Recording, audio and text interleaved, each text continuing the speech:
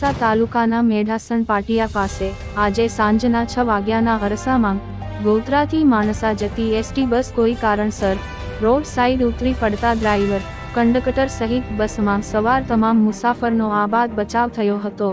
ઘટનાની જાણ Modasa ST bus ડેપોના અધિકારીને થતાં ટીમ ઘટના સ્થળે જવા રવાના થઈ હોવાનું સંબંધિત અધિકારીએ જણાવ્યું હતું।